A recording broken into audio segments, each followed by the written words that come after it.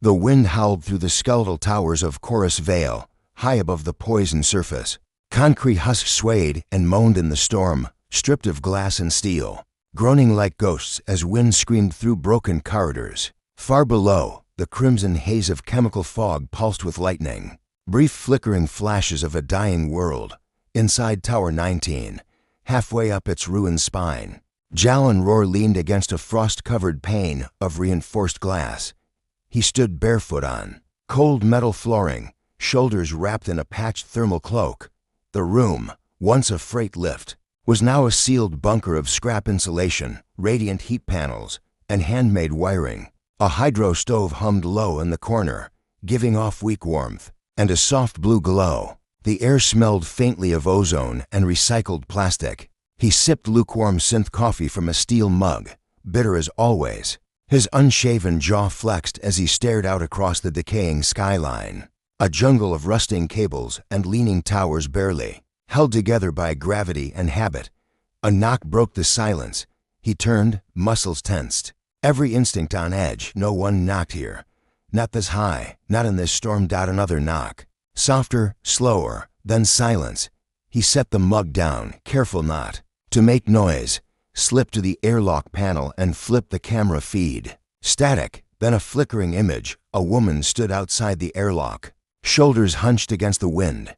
Her survival suit clung to her like wet leather, torn at the thigh, smeared with ash and chemical frost. Pale violet skin glowed faintly through a crack in the suit's chest panel. Her copper-silver hair whipped around her face, matted with ice and sweat. In her arms, she held a child wrapped in a shredded thermal blanket, limp as a rag doll. The intercom hissed, "If you have a heart, let my daughter in." Her voice was broken, hoarse, a sound scraped raw by screaming against the storm. "I can pay with my body. Just save her." Jalan didn't move. His hand rested on the plasma cutter beside the hatch. He'd heard it before, seen too many con jobs, too many beggars turned to thieves. He wasn't soft, not anymore, but something was off. She didn't push, didn't plead. She just stared into the lens, eyes wide, shining with silent fear, and then lowered her head beside the girl's, whispering something he couldn't hear. Jalan hit the manual override. The airlock hissed open, slamming outward. Wind roared in. The cold hit like a punch to the lungs. The woman stumbled inside, clutching the girl tighter. Her legs gave out just past the threshold. She collapsed to her knees, chest heaving. The door sealed behind her with a loud clang. Jalan dropped to a crouch, one hand still near the cutter, the other reaching forward. "Don't move," he said. "Are you injured?" She looked up at him, blinking. Frost from her lashes. "Not me," she murmured. "Lay, my daughter." Her head tilted toward the girl in her arms. Jalan stepped in, pulled the child gently from her grasp. The girl was cold to the touch, too cold. Her bluish lavender skin had gone. Pale, eyes barely open. No sound, no twitch, just slow, shallow breaths. He moved fast, placed her beside the hydro stove, peeled off the wet foil, wrapped her in his thermal cloak. He rubbed her limbs, warming the skin with fast, firm strokes. The woman tried to crawl. "Closer, don't," he snapped. "You'll collapse. I need to see her," she said through chattering teeth. Jallen turned. Her suit had split along the thigh, exposing bruised skin and lacerations. She shivered violently, arms weak and trembling. He tossed a second blanket over her. "You're inside now. Rest. Talk later." She exhaled sharply, head hitting the floor beside the heat panel. An hour passed. The wind outside eased slightly. Inside, the girl stirred. Her fingers twitched. Then she made a sound, something between a sigh and a soft whimper. Jalan leaned close. She flinched at his touch but didn't pull away. He tucked the blanket around her tighter and whispered, "You're safe," from the other side of the room. The woman's eyes fluttered open. She looked toward them. "You didn't have to take me," she whispered. "I didn't," Jalan said. "I let her in." The corners of her lips twitched. Not quite a smile, more like the memory of one. Then she slept. Jalan sat back against the wall, legs stretched, cutter beside him. He didn't close his eyes, not yet. He watched them, to strangers from nowhere, dragged through hell and curled beside his hydro stove. Something had changed. He wasn't sure what, but he'd opened the door, and now nothing was simple. By morning, the storm had softened to a distant hum, like the city was breathing again after choking all night. Chorus Vale's fractured skyline stood still behind the frost-slicked window, its towers black and silent. Inside the cargo lift shelter, the heat panels pulsed low orange. Jalin sat on the floor, back to the wall, eyelids heavy. His plasma cutter rested across his lap and used. The little girl stirred first. Small movements, her fingers curling beneath the thermal blanket, her legs twitching. Then a sharp inhale. She blinked slowly, silver-toned eyes staring at the ceiling as if unsure where she was. Jalin leaned forward. "Hey," he said softly. "You're all right. You're warm now." The girl's head turned toward the sound. Her gaze landed on him. She didn't speak. "You remember anything?" he asked, not expecting an answer. She blinked again, then sat up too fast. Her arms trembled. Jalin caught her before she fell. "Slow. You're okay," he murmured. She didn't resist his grip, but she didn't relax into it either. Just stared at him, with that same searching stillness, like she was studying him.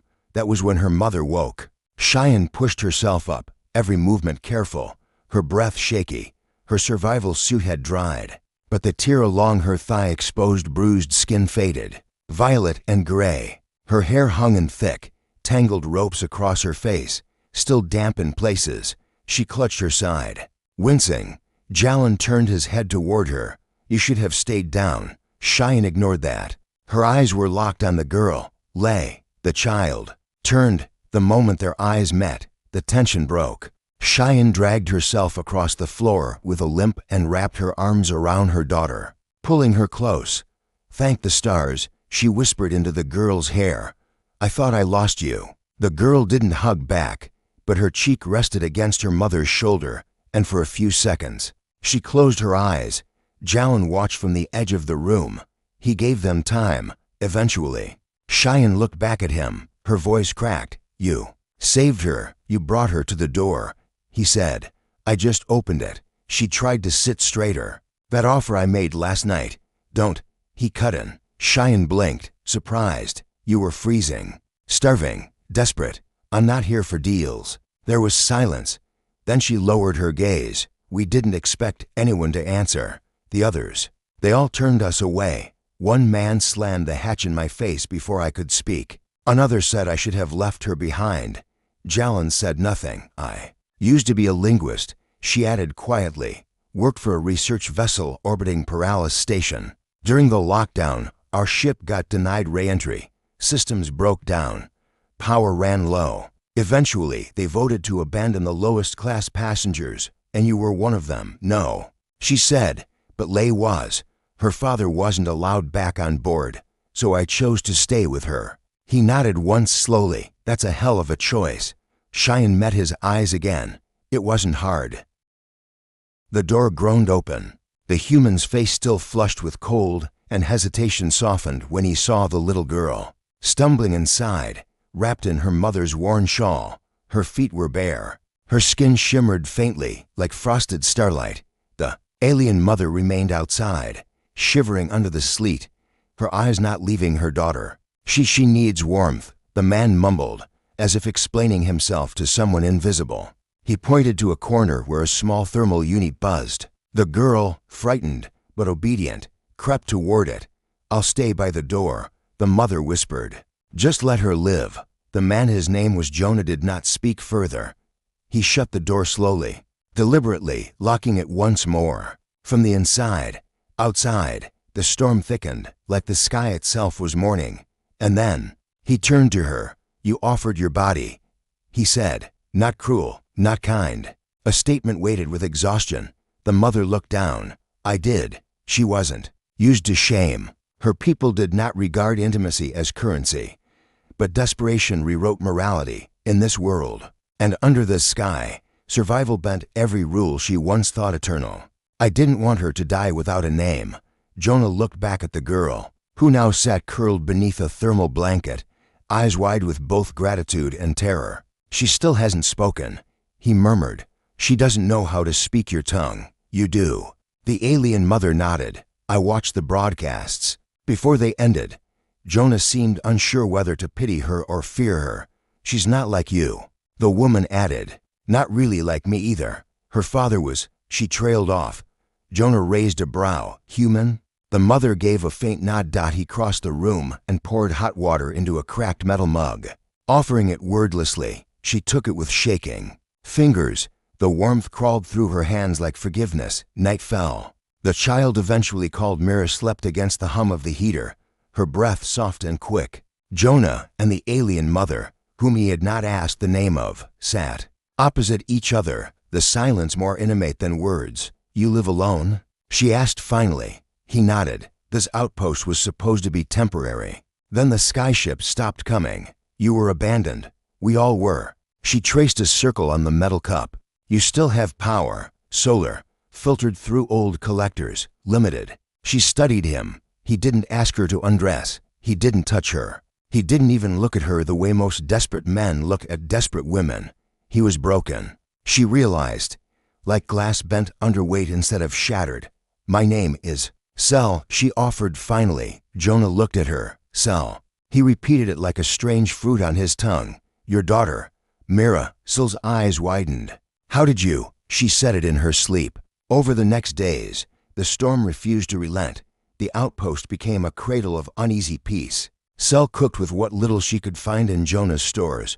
Dried beans, salted roots, powdered broth. Mira grew stronger. And Jonah began to ask questions. Why did you run? Cell hesitated. Because our kind started hunting our own. Mira's blood made her a threat, a weapon, or an impurity, depending who you asked. And you, I chose her. Jonah watched her as if trying to understand a new species of love. He told her little of his past, only that he'd once been a soldier, that he'd seen too much, lost too much, chose exile rather than return to the cities. The kind of man who carried pain like a ghost he refused to name. But Mira laughed when he fixed the broken heater, or when he dropped a bowl and cursed in a language Cell didn't recognize. And Cell noticed how he began to linger by the child's side, how he carved a small wooden toy from scrap for her, silent and rough-handed. One night, Cell stood at the window. Beyond it, ice danced like spirits in the wind. She didn't hear Jonah approach. She's safe now, he said. Cell nodded. I never meant to barter myself. That was a scream, not a bargain. Jonah's voice was gentle. I know. They stood close, not touching, but her breath clouded with his. You gave me a reason to open that door, he said. I hadn't had one in years. Cell turned. Her silver lashes were wet.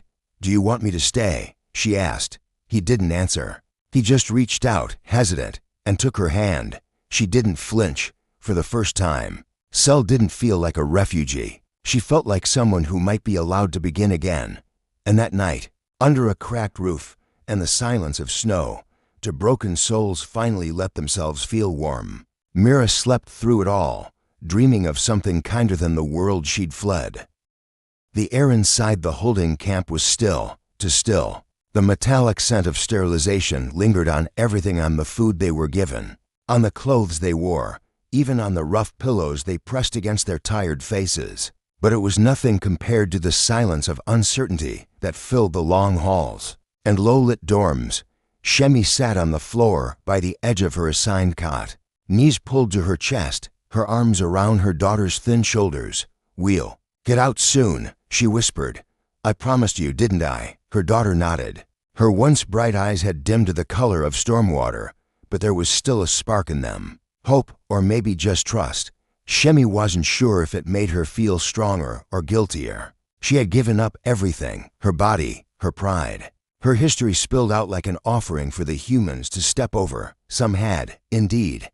Others, like the one who had first let them in, had only watched. Eyes cold, unreadable. The price had been paid in full, and still they were here, fenced, watched, until he returned. Milo had not meant to come back. He hadn't even meant to stay when he'd first seen her, a flash of violet skin against gray. Snow, a pair of shaking hands lifting her daughter out of a drainage tunnel, barefoot and raw. But he had, And now, against every protocol, every unwritten rule of this sector, he returned to the fence. They called it the soft line, a zone that wasn't electric, wasn't armed, but where no human dared linger too long, too close to the alien quarters, too close to blame. Milo walked until the shadows swallowed the wall behind him, until the dim lights stopped flickering from their poles. Only then did he kneel. "Are you still there?" he said softly. There was no answer. "Then, why did you leave us?" Shemi's voice was not angry, not full of pain, just quiet, disappointed. "I didn't want to make things worse for you," Milo said. "After what happened with the other guard, after I was caught, I paid," she said. "I know. I gave, I know." She walked closer now, barefoot. Her tunic was worn, hanging loose at the shoulders. Her daughter slept a few steps away, curled into herself under a frayed blanket. "You said you would come back." Milo lowered his head. "And I did. For the next few nights, he came. Never long, never close enough to touch, but always enough to hear her, enough to bring a new blanket, or water purified past regulation, or fruit that didn't come from rations. And every time he looked at her, it grew worse. She was beautiful, striking in her alien way, skin like lavender dusk, eyes that shimmered when the moons rose behind her. But it wasn't desire that filled him anymore. It was something more dangerous, something human. He wanted her free. He wanted them safe, and he couldn't tell anyone until the raids began. The council had shifted again. A new delegate was visiting the outer zones. Word spread fast in camps like these, faster than in human cities. Someone had told. Someone had broken silence. The first fence fell on a Tuesday. 3 women were taken. 1 child. Shemi held her daughter so tightly that night the girl could barely breathe. "They'll come here too," Shemi whispered, her voice cracking. "They'll take you. I won't let them. I won't." Milo stood beyond the soft line again. This time, he didn't kneel. "There's a way out," he said, "but I need you to trust me." Shemi looked at him. "You've said that before." "I know." He swallowed. "But I mean it this time. There's a tunnel, maintenance. They won't notice it. It's how I get back without logging out." She stepped forward. Her face was unreadable. "Why now?" she asked.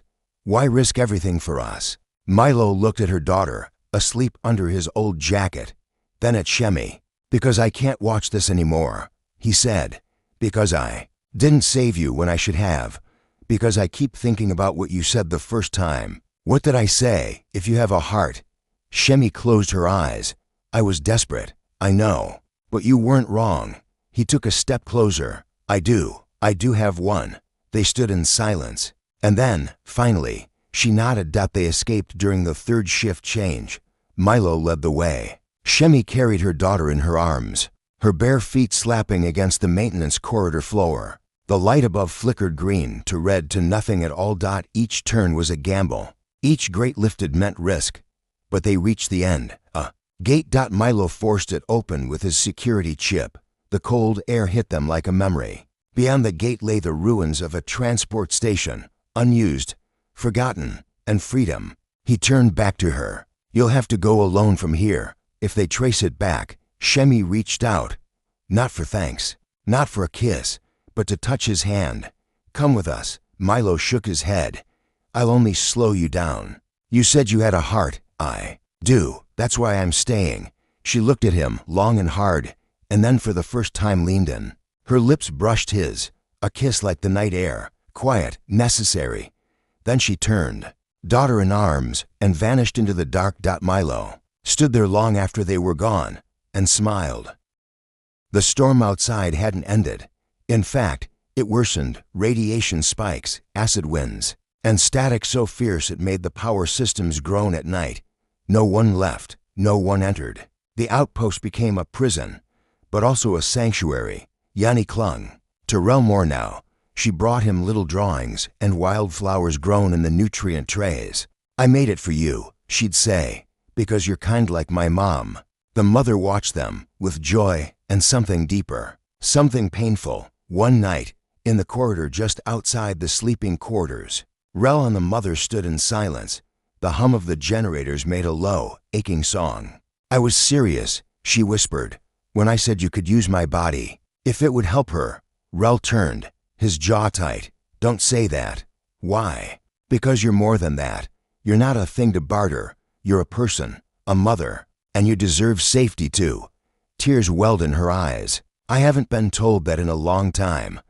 He stepped closer, slowly, not to claim, not to conquer, but to be near. I don't want your body, he said softly. I want you to stop thinking you have to sacrifice yourself to earn love. She sobbed, not loudly, just enough to tremble, and for the first time, she let him hold her, not as a bargain, not as debt, but as someone worthy of being held. The walls of the refuge trembled beneath the assault of the winter storm. Snow lashed the compound's domed barriers like furious hands, trying to claw its way inside. The air recyclers wheezed under the strain, and emergency lights flickered amber. But inside the old facility, warmth still lingered. Cradling the fragile peace forged in desperation, Shaya sat on the floor beside the heater, her arms wrapped around her daughter, who now slept soundly in her lap. The little girl's breathing was even, a light contrast to the violent wind beyond. Across the room, Mara moved in silence, checking the integrity of the seals, adjusting knobs and flipping switches like muscle memory. She hadn't said a word in hours. Not since Shaya had kissed her. Not since she'd whispered, I'm scared it won't last. And Mara hadn't denied it. The silence between them was no longer cold. It had shifted, thickened, as if something delicate pulsed inside it, something neither woman dared break. When Mara finally turned to her, her eyes were darker than usual, shadowed by too many thoughts. The storm will pass in 3 days. After that, we move south. There's a relay station where they might still be accepting refugee scans. If we register there, they'll know you're under human protection. Shaya nodded slowly. And what then? Mara hesitated. Then we find someplace quieter, away from borders, away from trade hubs and bounty slips, just somewhere safer. Shaya touched her daughter's pale cheek. And we'll stay together? Mara dropped to her knees beside them, hands trembling as she reached out. Only if you want to. I won't make you owe me more than you already gave. I gave you nothing, Shaya whispered, pressing her forehead to Mara's. You gave me everything. You gave her a chance. You gave me breath when I'd forgotten how to beg. They stayed like that, holding each other in silence as the wind screamed against the dome. 2 days later, Mara was up before dawn, packing rations into a cracked survival pack. She tried not to look at Shaya as the alien mother traced small, intricate braids into her daughter's hair. It was impossible. Mara cleared her throat. The south gate's still working. The snowdrifts there are lighter, should be easier to get the crawler through. We should leave at first light. Shaya rose, her form draped in salvaged cloth and old thermal armor. She nodded solemnly, but her eyes, they burned with something Mara couldn't quite name. Why are you helping us? Shaya asked. Not for the first time, but something in her tone was different now. It wasn't fear or suspicion. It was something close to hope. Mara sighed. Because I couldn't save the last mother who asked. She begged me to, only that time. I had no shelter to offer, just a gun. Shaya stepped forward, brushing her fingers against Mara's sleeve. Then maybe this time, we both survive. Maybe this time, you don't walk alone. The crawler groaned through the icy terrain, its wheels half swallowed by snowbunks, but its engine roared with stubborn purpose. Mara drove. Shaya sat beside her, clutching her daughter close, wrapped in every warm thing they could find. Silence stretched out again, until Shaya reached across and touched Mara's hand on the gear stick. I don't want to live afraid anymore. Mara looked at her. Neither do I, and I don't want to barter my body for mercy. I want to give it to someone who knows it's not a prize, who sees it as a promise. Mara swallowed. Do you think I could be that someone? Shaya smiled. Through the softest tears Mara had ever seen. You already are. They didn't make it to the relay station in 3 days, but they found something else. A crumbled valley nestled between mountains, abandoned long ago, but still protected by old beacon dampeners. A place off every map, forgotten. Safe. There. They rebuilt, slowly, one salvaged panel at a time, one planted root, one shared kiss beneath a cracked starlight dome. And on the day the last of the frost melted from the dome's inner walls, The little girl ran barefoot through sunlit grass, laughing. Mara stood beside Shaya, their hands laced. Shaya leaned in. You saved her life. Mara smiled. You gave me mine. The storm had ended, not just outside, but inside them to Dot and in that quiet, humble valley. 3 survivors built something the world had long forgotten, a home born not of bargains, but of love.